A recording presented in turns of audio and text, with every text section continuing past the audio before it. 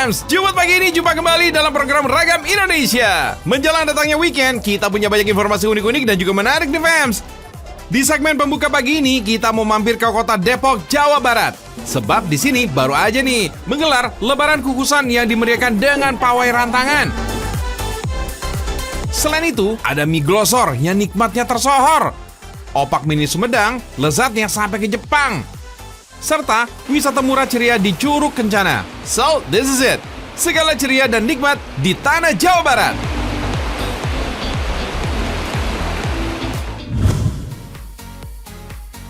Fams, Kota Depok mempunyai beberapa fakta unik nih. Yang pertama, Kota Depok dikenal oleh masyarakat luas dengan sebutan Kota Belimbing. Sebutan ini diberikan karena di kota ini terdapat banyak kebun belimbing dan juga memiliki jenis belimbing dewa. Kota Depok bahkan menjadi kota yang memproduksi belimbing dewa terbesar di Indonesia. Selain dimakan langsung, warga Depok juga mengolahnya belimbing ini menjadi aneka olahan seperti keripik, asinan, dodol, dan juga saus mayones. Nah, yang terakhir nih fams, Depok terkenal sebagai kota dengan petir terganas dan berbahaya di dunia. Hal ini berdasarkan penelitian ahli dari ITB pada tahun 2002. Bahkan petir di Depok ini pernah tercatat sebagai petir terganas di dunia. Sawangan dan Cinere ini adalah kawasan yang paling rawan fams. Wih.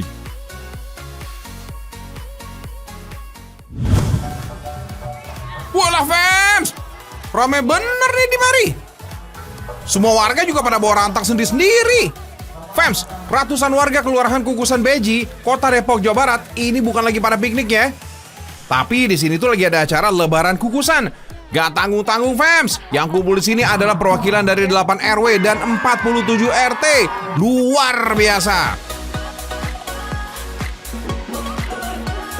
Fams, tradisi ini sebelumnya dibuka dengan pawai antar rukun warga. Selain berbaris rapi, ratusan warga ini tampil nyentrik dengan atribut Betawi menuju pusat acara di kantor kelurahan. Setiap warga yang hadir ini dihimbau membawa sejumlah antaran dan rantangan, termasuk tempat makan dan alas duduk.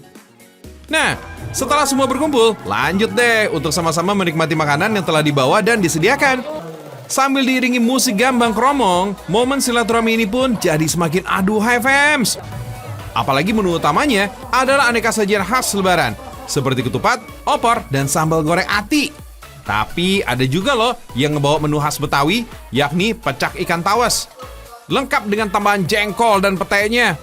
Mantul nggak fams? Kali ini Karang Taruna Kukusan ini ingin menghidupkan kembali budaya rantangan Lebaran yang udah beberapa puluhan tahun terakhir ini terlupakan. Makanya tema yang diusung adalah nostalgia momen Idul Fitri tempo dulu. Lebaran Kukusan ini juga diadakan untuk mempertahankan nilai dan budaya Betawi fams. Makanya wajahnya pada happy-happy. Cielah. Wets, gak cuma itu fams. Momen pesta rakyat ini terasa semakin meriah karena ada banyak acara hiburan lainnya. Mulai dari bazar UMKM, tari Betawi, adu pantun, hingga lomba anyam ketupat. Seru abis deh pokoknya fams.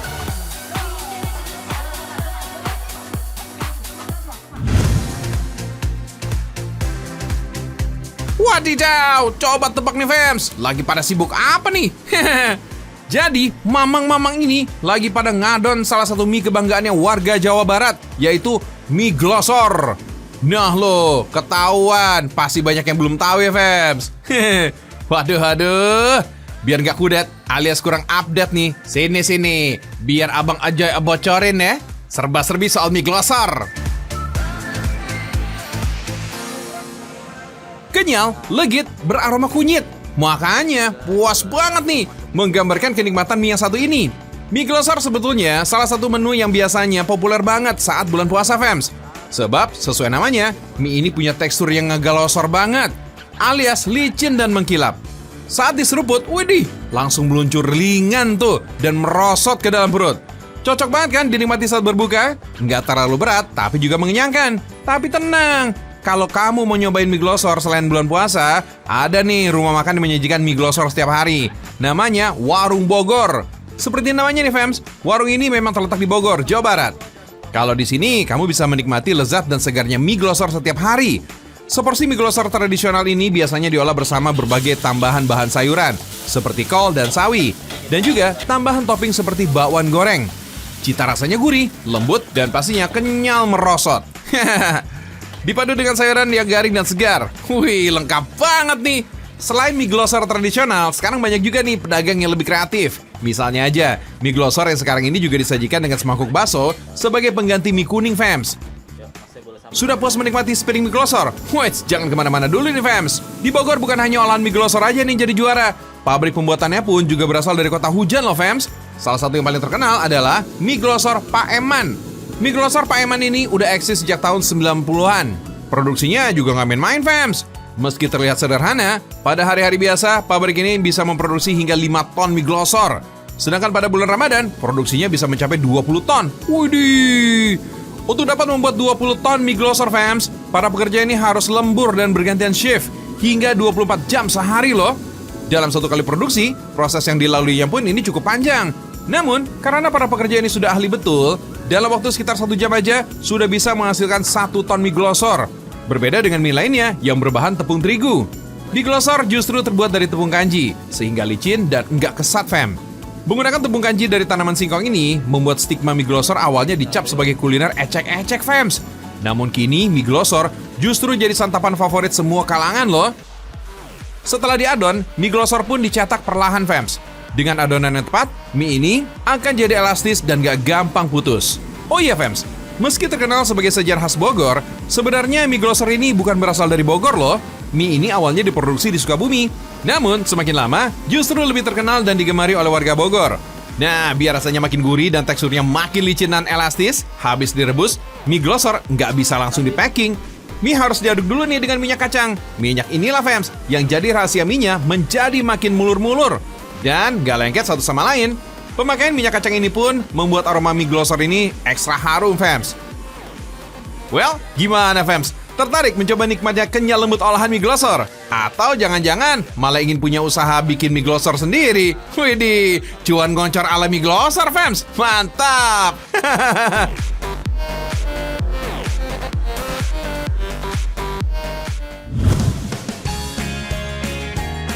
Masih dari Tanah Pasundan nih, fams. Kabupaten Sumedang identik dengan tahu kan, fams? Ternyata ada loh oleh-oleh lain yang bisa kamu bawa pulang. Yup, opak mini. Bisa dijadikan buatan alternatif dari Sumedang.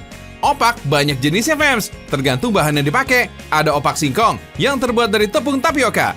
Ada pula opak yang terbuat dari beras ketan. Di daerah Congeang, Sumedang, ada sentra industrinya nih, fams. Namun yang paling terkenal dan populer ada di Jalan Legok, Congeang Wetan, fams. Industri pembuatan opak ini sudah ada sejak tahun 1966. Awalnya opak yang diproduksi di sini hanya rasa original aja, tapi sekarang sudah ada 8 rasa tambahan dan rasa terasi balado, stroberi, keju, gula kawung, dan yang paling baru rasa coklat. Fams, pembuatan opak ini masih menggunakan cara tradisional. Ada beberapa proses yang harus dilalui. Bahasa kerennya sih step by step gitu. Awalnya beras ketan ditimbang sesuai takaran yang sudah ditentukan, lalu dibersihkan dengan air beberapa kali. Beras ketan yang sudah dicuci bersih dimasukkan ke karung, fams. Tenang, karungnya ini sudah bersih dan higienis, fams. Lalu rendam kurang lebih 8 jam. Tujuannya agar beras ketan ini mengembang dan lebih cepat matang pada saat proses pengukusan. Lanjut, dikukus kurang lebih 1 jam. Proses ini nih cukup penting agar beras ketan ini dapat diolah menjadi opak. Lalu masuk deh ke proses penumbukan. Ini dia, fams, yang harus memakai tenaga ekstra. Soalnya numbuknya ini harus sampai halus dan tidak ada gumpalannya. Untuk satu adonan aja ini kurang lebih 1 jam, fams. Belum lagi berat alat penumbuknya 3-5 kg gitu, fams. Semangat! Kalau gini sih, bisa-bisa tangan makin berotot ya. Pertama yang ditumbuk itu garam kotak, sedikit tepung, dan parutan kelapa. Tumbuk sampai parutan kelapanya lebih halus. Baru deh dicampur dengan adonan beras ketannya.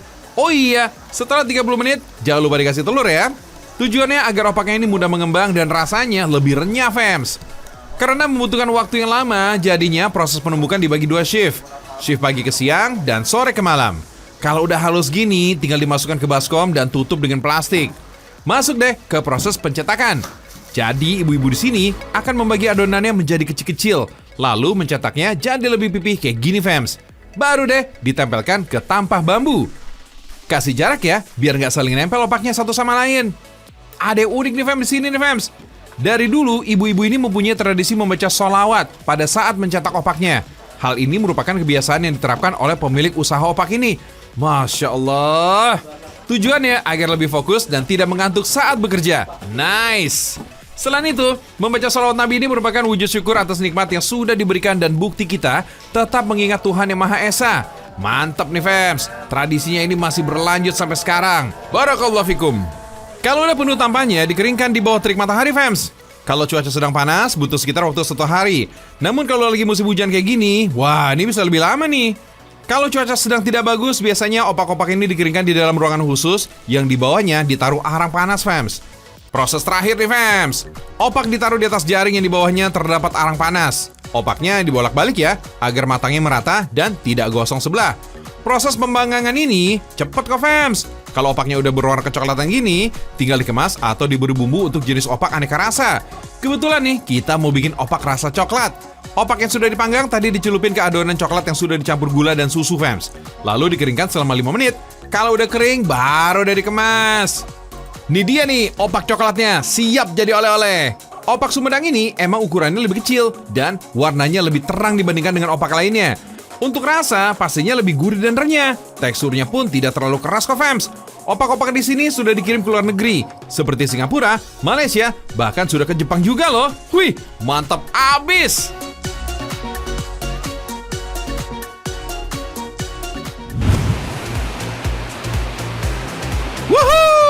Asik nih fams. Ini nih fams yang namanya cliff jumping. Itu loh, jenis olahraga ekstrim yang melompat bebas dari atas tebing.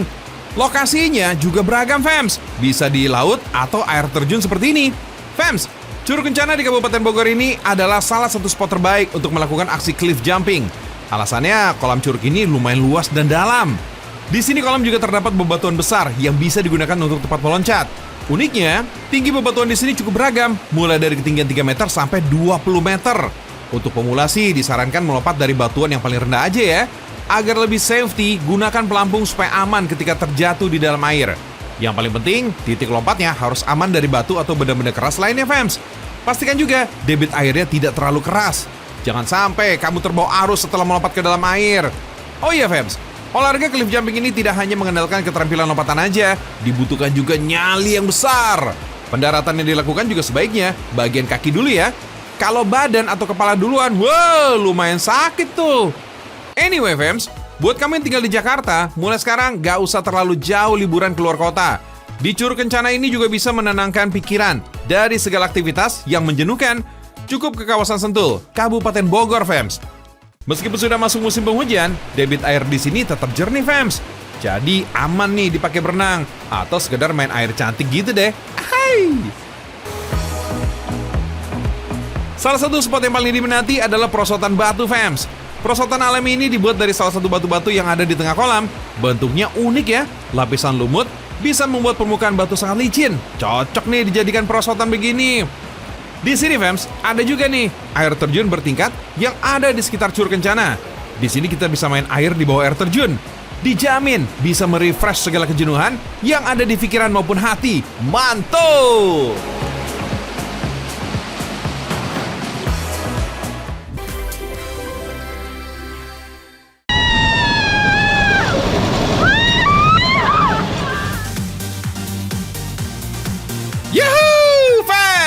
Balik lagi kebersamaan kita di Rekam Indonesia. Di segmen ini, Joy mau ajak kamu berkeliling Jawa Tengah dan Jawa Timur. Mulai dari cicipin Yangko, camilan khas Magelang dari zaman Kerajaan Mataram. Wah, pas banget nih untuk jadi buat tangan. Mau? Hehehe, nunggu apa lagi kalau begitu? Let's go!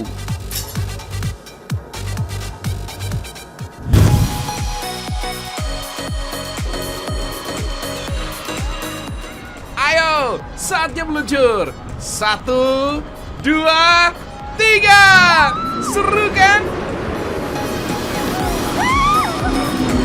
Oh iya fams, wahana yang memacu adrenalin bisa menimbulkan efek positif untuk kesehatan.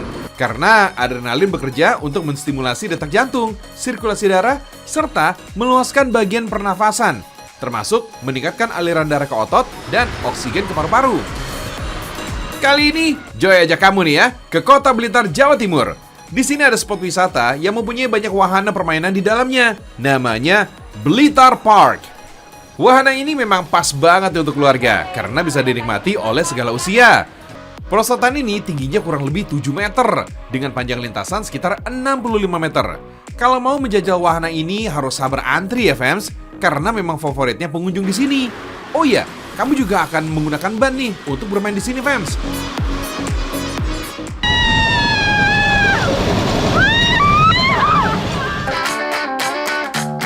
Terus ada lagi nih permainan roller coaster. Tapi kalau di sini diberi nama Dragon Coaster karena punya bentuk yang menyerupai naga fans.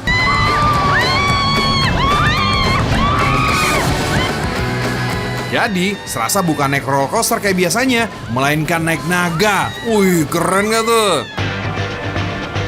Kalau yang ini namanya Wahana Columbus. Merupakan wahana kapal besar yang berayun dari perlahan-lahan sampai kencang dan semakin tinggi. Makin kencang ayunannya, otomatis makin pengen teriak nih fans.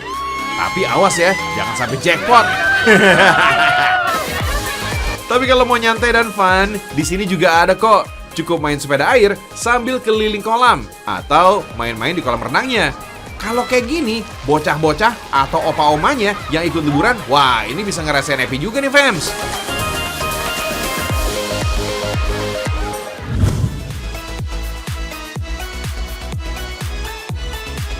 Nah, kalau yang ini emang agak beda, fams. Ibu-ibu di sini kalau lagi ngambek sama suaminya, larinya ke genteng, fams. Biar susah dicari kali ya. Ibu-ibu ini bukannya gabut terus sembunyi di genteng kok. Mereka ini lagi melakukan salah satu proses penting dalam pembuatan yangko. Tepatnya di Gang Apel, Sorosutan, Kecamatan Umbul Harjo, Kota Yogyakarta.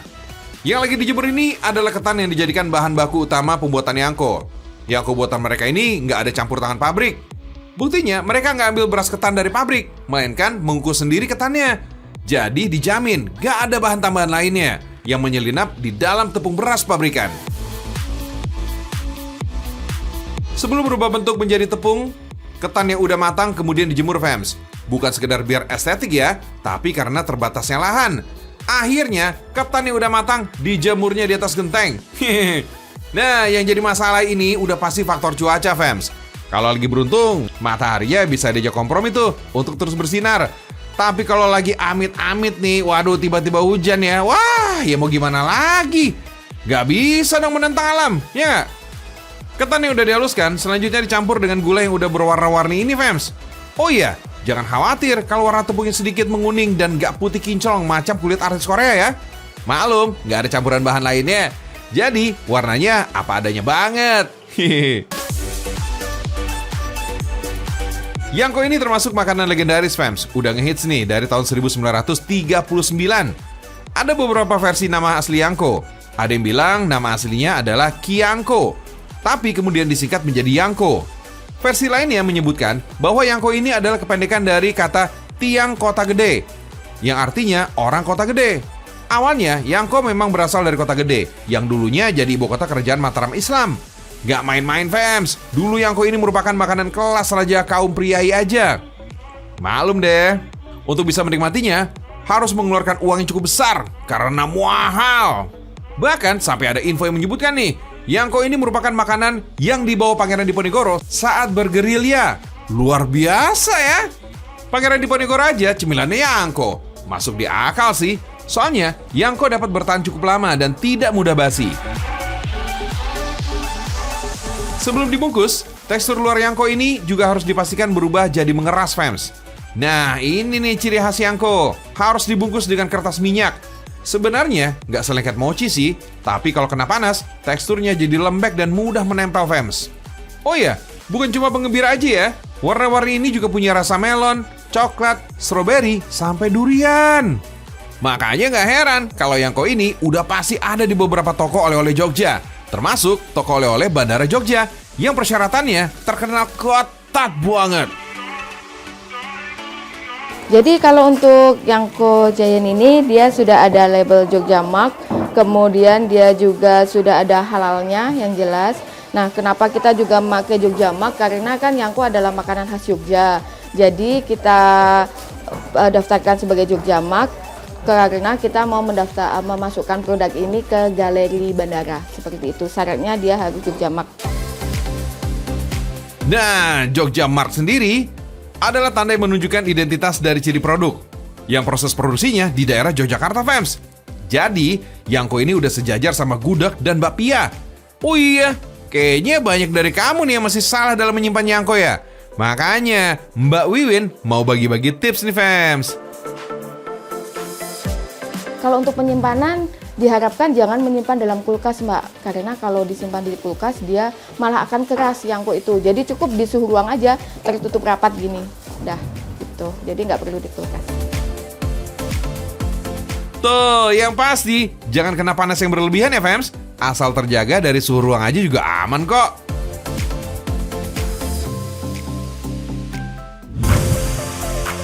Jajanan murah meriah yang rasanya mewah masih banyak kok. Ini dia nih salah satunya. Namanya ayam bangi. Ini terkenal pedas nih, fams. Pedasnya memang gak kira-kira nih ayam. Ayam kampung utuh ditusuk dengan bilah bambu, kemudian dioles bumbu berwarna merah merona. Warna merahnya ini asli dari cabai ya, fams. Jadi silakan dibayangin tuh gimana rasa pedasnya. Proses panggang ayamnya memang gak sembarangan, fams. Ayam yang udah bersih kemudian dipanggang setengah matang. Panggangnya sampai ayam berubah menjadi warna coklat keemasan. Baru deh ayam dicelupkan ke dalam baskom berisi bumbu cabai. Sambil disiram-siram tuh ayam supaya bumbu bisa masuk ke dalam celah. Terus dipanggang lagi deh agar bumbu lebih meresap dan ayam matang sempurna. Jadi deh, fams, ayam panggang bangi yang merah merona serta menggugah selera. Satu ekor ayam panggang bangi harganya Rp90.000. Tapi itu satu ekor utuh ya, fams. Kalau kebanyakan, boleh kok beli setengah atau seperempat aja. Ayam panggang bangi memang disajikan tanpa sambal. Wait, jangan protes dan jangan kecewa dulu ya, fams. Cicipin dulu deh gimana pedasnya bumbu ayam. Pedasnya, wow! Kamu mau icip-icip ayam panggang ini? Datang aja, fams, ke warung panggang Ayam Bangi di Jalan Raya Bangi, Dusun Bangi, Kecamatan Purwoasri, Kediri. Tempatnya nggak pernah sepi pembeli, fams. Apalagi kalau pas jam makan siang. Pedasnya memang nagih, fams. Jadi wajar aja nih kalau banyak pembeli yang bolak-balik beli ayam panggang Bangi. Warung ayam panggang ini udah buka lebih dari 40 tahun lalu, fams. Makanya dibilang legendaris. Penjualnya aja sekarang udah dilanjutkan sampai generasi kedua. Terus ngomong-ngomong nih, kunciannya ada di mana ya? Sampai ayam panggang ini bisa eksis puluhan tahun. Ya ayamnya ayam kemanggang itu. Jadi masih muda. Terus rasanya pedas. Ya tetap sama yang ibu yang bikin dulu gitu, ya. Jadi tidak berubah sama sekali. Masih cabai mahal ya juga pedas. Cabai tidak mahal ya pedas. Ya macet pokoknya. Jadi memang bumbu olahannya juga nggak berubah, fans, dari dulu. Wajar aja nih penggemarnya nggak pernah sepi ya. Bahkan Bu Siti tadi bilang nggak mau terpengaruh harga cabai juga. Mau cabai mahal kek, sekali pedas ya tetap pedas, fans. Nah ini dia sate klopo.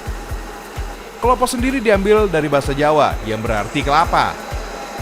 Jadi, sate klopo ala Surabaya ini adalah sate daging sapi yang dibungkus dengan bumbu olahan kelapa. Ditambah lagi arang untuk membakarnya nih. Juga menggunakan arang dari batu kelapa. Buat arek Surabaya dan sekitarnya nih, kedai sate klopo yang ini bisa dibilang legendaris, fans. Bahkan ada juga nih pelanggan di sini yang suka pesan untuk dibawa pulang ke negeri Belanda. Mantap! Dibela-belain deh buat dibawa ke Belanda. Ya gimana gak legend, fams? Kedai sate ini udah dirintis sejak tahun 1945. Kalau sekarang udah masuk generasi ketiga yang mengelolanya nih. Untungnya, fams, Sheila dan Rifki datangnya bukan pas jam makan siang. Kalau enggak, waduh, pasti ngantri nih. Untuk bumbu tambahannya selain bumbu kacang, ada juga bawang merah, cabai, dan juga serundeng. Boleh juga nih idenya nih Sheila sama Rifki. Pagi-pagi kita sarapan sate kelapa. Kedai sate klopo ini dulunya hanya buka dari jam 6 pagi sampai jam 1 siang. Karena makin lama makin ngehits, jam bukanya diperpanjang sampai jam 11.30 malam. Just info aja nih, fams. Di kedai sate ini gak cuma menyediakan daging sapi, tapi ada juga sate ayam yang gak kalah mantap.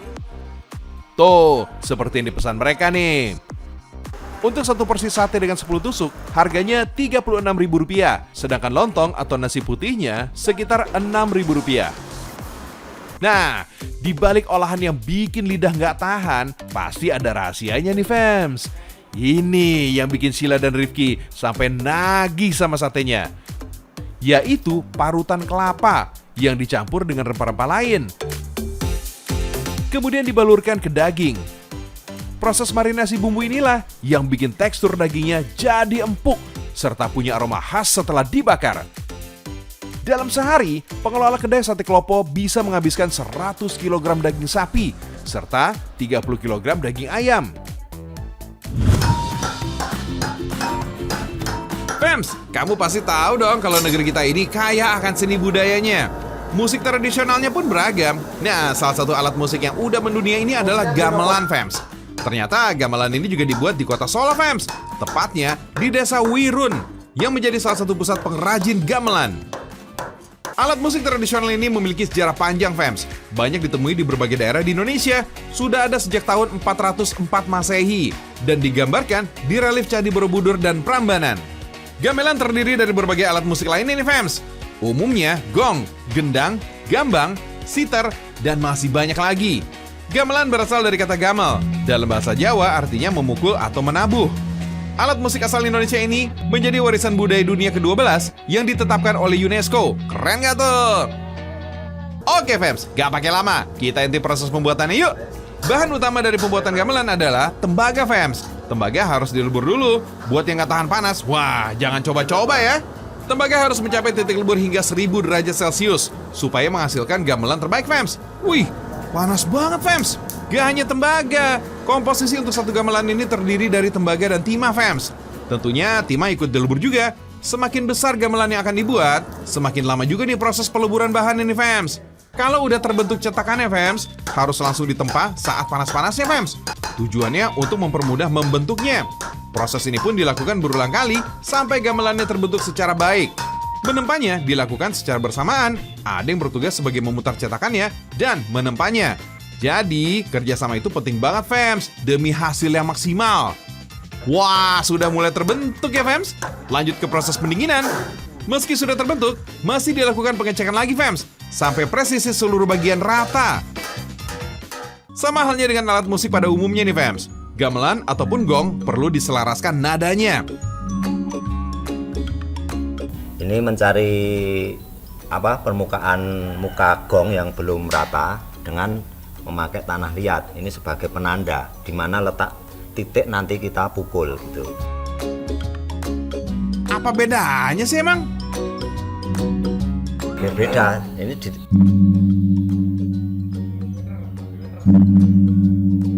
gelombangnya kan, gelombangnya ngung. Kita kasih tanah liat.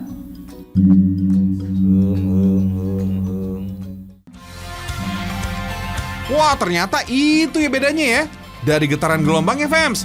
Kalau kita yang awam sih, mungkin biasa memakai alat bantu aplikasi getaran yang ada di smartphone, fams.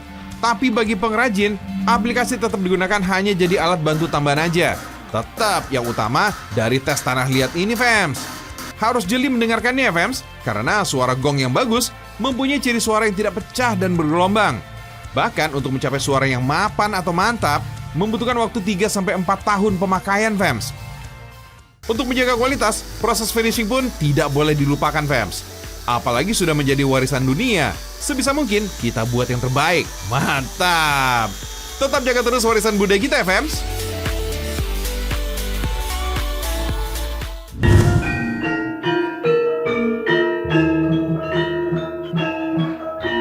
Fams, pertunjukan seni wayang sejak zaman nenek moyang dulu udah populer se-Nusantara, khususnya di Pulau Jawa. Bersamaan dengan batik pada tahun 2003 lalu, seni wayang kulit ini diakui oleh UNESCO sebagai warisan mahakarya dunia yang tak ternilai dalam seni bertutur. Keduanya diakui dunia, asli dari Indonesia. Wah, bangga ya! Di Jawa Tengah dan Jawa Timur, pertunjukan seni wayang kulit biasa tersaji sebagai hiburan rakyat. Biasanya sih, wayang mengambil cerita dari kisah Mahabharata dan Ramayana. Seorang dalang ini bisa memainkan drama atau jalan cerita lain, hasil gubahan atau karakter tokoh wayang yang dimainkan. Untuk menunjukkan keseruannya, pertunjukan wayang ini tersaji satu paket dengan seni pendukung seperti karawitan atau gending gamelan.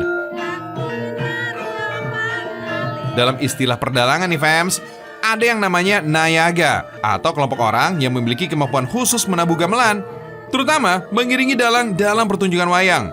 Nayaga ini berarti pengrawit atau penabuh gamelan dengan jumlah sekitar 15 orang atau lebih. Ada juga pesinden yang menyanyikan tembang pengiringnya.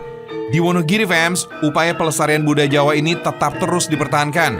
Sejumlah sanggar seni berdiri, misalnya Sanggar Seni Mardi Budaya dari Kecamatan Slogohimo, Kabupaten Wonogiri, Jawa Tengah. Anggotanya mulai dari anak-anak, remaja, sampai orang tua. Mereka tetap semangat tuh belajar seni budaya Jawa agar tetap lestari.